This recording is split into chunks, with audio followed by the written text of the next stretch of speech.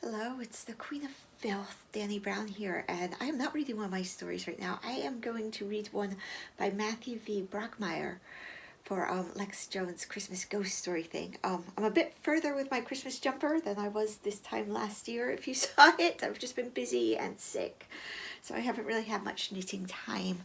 But let's get to the story. It's really good, I promise. It's got my approval. When Melissa was 14 years old, her father sold her to a crank cook named Possum for 2 pounds of crystal meth in a broken-down Trans Am. Possum kept her chained to a rusty wood stove during the day with a mason jar of water and a box of Cheerios, while he worked in the lab behind the trailer, breaking Sudafed and Adephrine tablets down into glass-like shards of amphetamine. In the evening, Possum would swing open the door, the cat-piss stench of burning chemicals wafting into the tiny trailer, and unchain her so she could make him meals, wash dishes, and mop. At night, the bullfrogs began to bark and the crickets chirped. She would press her fist into her mouth, trying to stifle her cries of pain as he lay upon her, his rank smell of sweat and chemicals overwhelming her. 2 months later, a couple of Boy Scouts found her naked corpse in a drainage ditch in a patch of woods outside of Eureka, California, a pale tangle of limbs sticking out of the trash and sewage of the dirty culvert. Though the case officially went to homicide detective McClenny, Detective Standler had been at the crime scene assisting. Standler had helped take her by the arms and pull her remains from the rank sewer water and debris. As her body rose up from the muck, her head lolled to the side. Her wide, staring eyes had looked straight at him. For a moment, Standler thought he saw a flicker of life register in them, though her gray, bloated face clearly revealed she was long, long dead.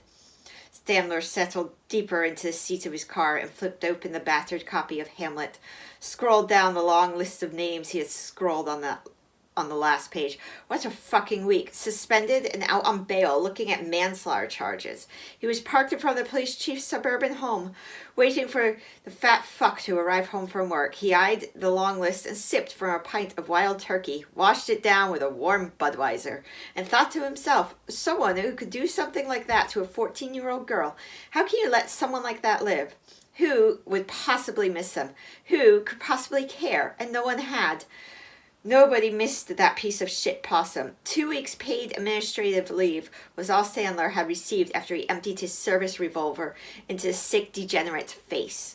It had been a big bust. The lab, kilos of meth, and an arsenal of weapons. Everyone in the department was happy, and all he had gotten was 2 weeks paid leave and a wild party at the Alibi thrown by the other detectives and a gaggle of uniformed officers.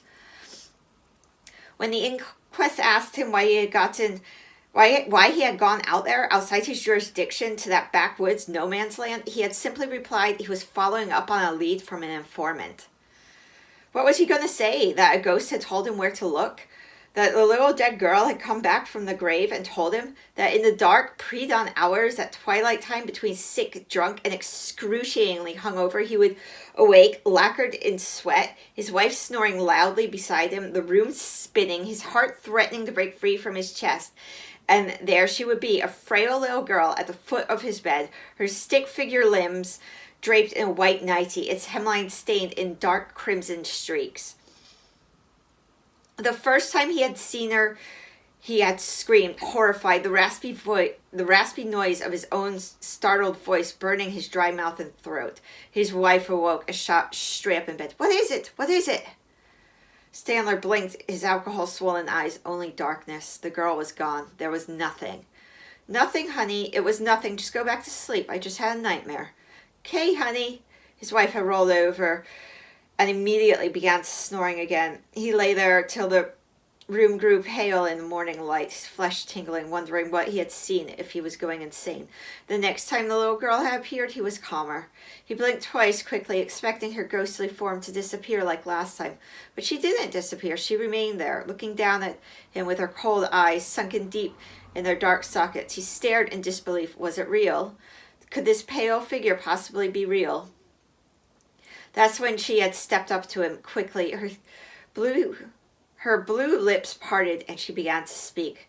tell him things in a whisper. He thought he could smell the grave on her breath.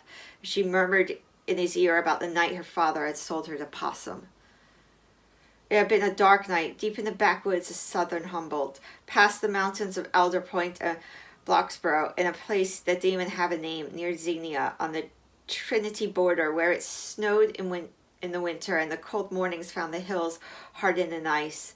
The sky was black and it was pouring rain. Her father had been drunk and handled her roughly, pulling her by the arm through the muddy front yard. She was terrified and devastated that her daddy's big Danner logging boots were splashing mud all up over her dress. Her mother had been dead less than 3 weeks. Her father had shoved her roughly through the front door of Possum's trailer. She's all fucking yours, her father spat at the old bearded man in greasy overalls. Possum had shoveled forward and took her cheeks in his grizzled, calloused hands, squeezing her face tightly, moving her head back and forth for inspection. Oh, she's a pretty one. If you say so, her father said. She's got a weird eye and those fucked up teeth, but she can cook real good and clean, and she's damn handy with a broom. Oh, yes, the old man chuckled, handing over the steel bundles of methamphetamine. She'll do nicely. And 2 months later, she was dead and abandoned like so much trash. The sick fucks. How could he let them live? And no one missed Possum. No one mourned him. They had thrown Sandler a party. He had been a hero. That time. The second time was different. That one had gotten him suspended, most likely fired, no pension, no 401k. He might even see some time for that one. Sandler sipped his whiskey, reached down between his legs, and pulled up the Beretta. An old pistol. His father had given it to him long ago. He cradled the heavy, cold weight of the gun, waiting for his old boss, that fat fuck, to arrive back at his nice suburban home. Maybe his wife would find him dead on their well-manicured front lawn. Maybe one of his teenage kids. Oh well, to have a sick fuck like that for a father, just desserts. It was a warm night, and he had the window down, the whine of passing trucks on 101 softly humming in his ears. He thought of Hamlet. He had taken a Shakespeare class back in college when he was studying criminal law, still entertaining the idea of going to law school and becoming an attorney, before Charlotte got pregnant and he quit school and joined the force so he could start making money for his new family, only to have her give birth to a stillborn boy 7 months later, never to conceive again.